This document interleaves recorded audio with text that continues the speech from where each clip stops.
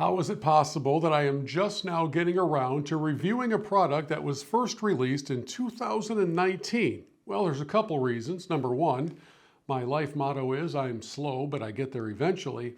And number two, I just got my hands on it. It's called the DJI Osmo Pocket Extension Rod. And I think after you see the power contained in this little box, like me, you may very well come away saying, "In Rod we trust." Let's take a look.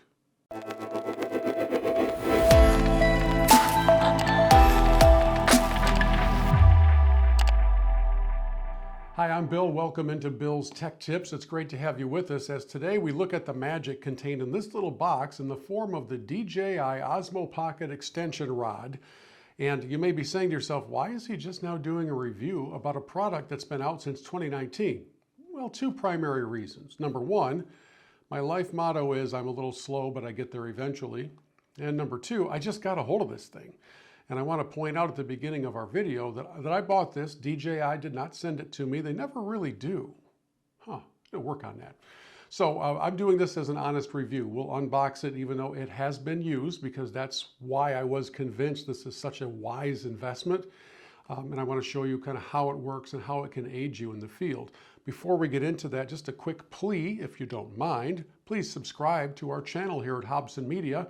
Not only will you get our tech tips moving forward, but also the other content on our channel, which really focuses on cultural commentary, faith-based ideas and concepts for fundraising and ministry, and a whole lot more. Tech tips is just kind of part of it, and that's kind of why we do all of this. So I enjoy the technical side, but I have more of a passion for injecting positive commentary and thoughts into our culture. So I do hope you will subscribe. Now again, I paid for this, so keep that in mind as we walk through the review of the DJI Osmo Pocket Extension Rod. The purpose of this rod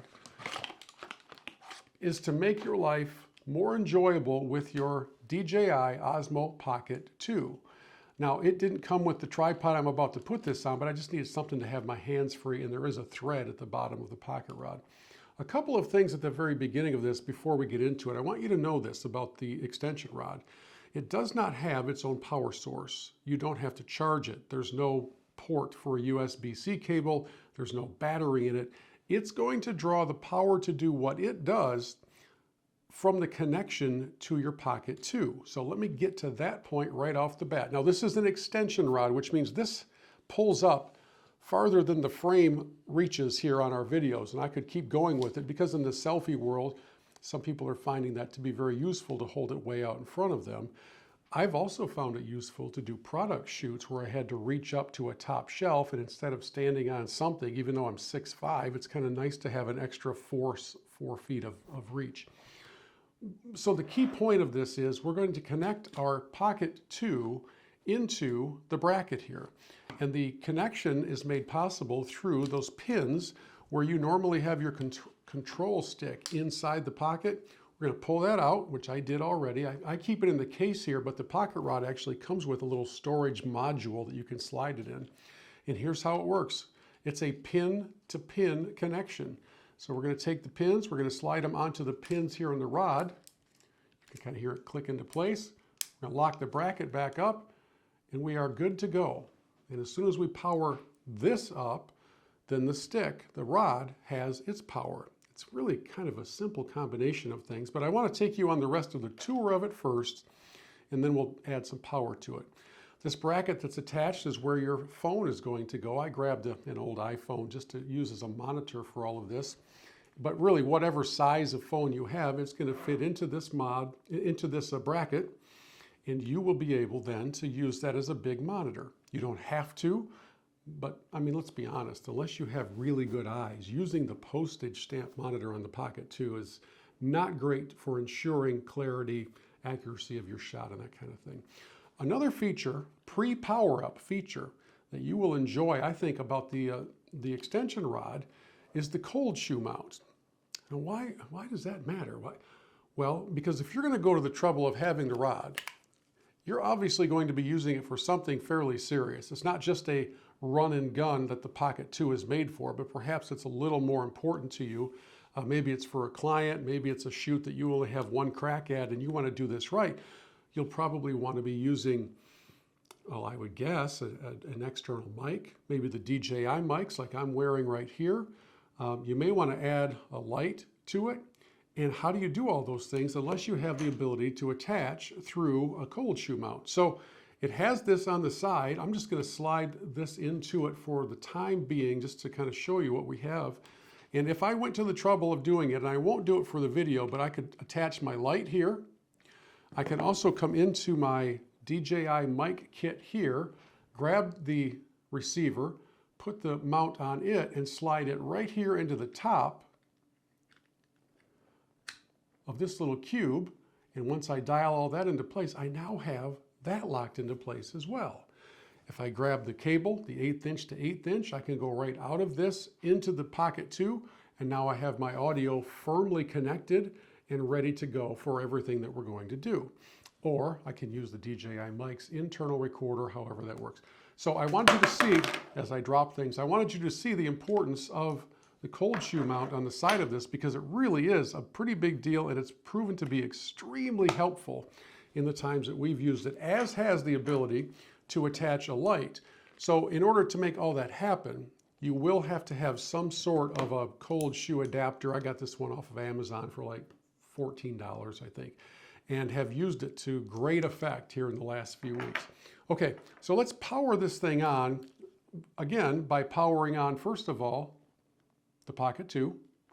So as that springs to life, let me also power up the phone so that we can do our connection and have these devices talking to each other. Now this is just like it would happen out in the real world. If you didn't have the rod, this is how it would be happening, right? So just join, we're going to join through it. The phone is connecting directly into the Pocket 2.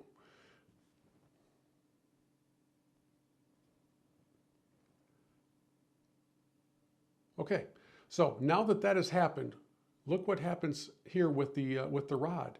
We now take over remote controls. We have the ability to switch modes. We can go center it, we can turn it around. If I hit this twice, I'm going to bring it back my way. If we want to use the joystick to change, to pan, to tilt, do anything, we are all set to do that. And if we simply, in fact, let me bring it around to myself. And I'll show you how. When we hit the red button, we are recording. And so now all of those functions are happening remotely on the stick here. You also have the ability to customize the buttons, to auto recenter things, or if you're a little bit dicey on how all that works, you can still do it from the screen of your phone. You have not lost control. Here, let me do some adjustments from the screen of the phone. We'll turn some things around, and we'll recenter, and we'll do all of those things so that you understand that it's as simple as it used to be, or even simpler with the rod. Now, a couple of things that I have found that I wish were different, and I'm guessing that if DJI still paid a lot of attention to the extension rod, they would make this update available pretty easily. You know how in the control stick settings, when you're just using the Pocket 2, you're able to change the rate of panning and tilting so that you're not flying around. If you like nice, smooth shots that are going to transition from top to bottom or left to right. Well, there's only one speed here with the extension rod, and it's kind of fast. So we have actually found that using it to tilt and pan is not the way to go. You're going to do that by hand instead of using the joystick for that. But everything else that's part of this, including the customized function buttons, the auto mode changes, and all of those things, really quite remarkable, along with the cold shoe mount and the ability to mount your audio, a light, and to extend this arm out, has made this an extremely valuable piece of equipment that we used just a couple weeks ago at a convention in Orlando. And as you can see by the shots that I'm showing you now, we're able to really make a big time look come out of a small time rig. And I can't tell you the number of times as we were making our way through the convention center, the different people said, what is that? Where's the camera? Tell me about this thing. And like I said, if I was on any sort of a deal with DJI, I would have had even more fun with it. But as I said to them all, hey, look, it's the same people that make the drones. They just happen to be pretty creative with what they're doing on a portable level. And for my money, and I think the extension rod, if I remember right, was under $70. It might have been under 60.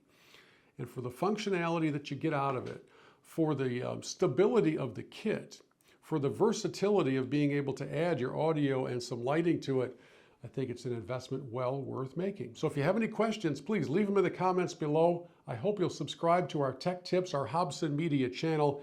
And while you're in there, I don't know, maybe check out a couple of our other videos. We'd like to have some fun talking about our culture, about our country, about our faith, and yes, about gadgets as well. So thanks for joining us here on this edition of Bill's Tech Tips.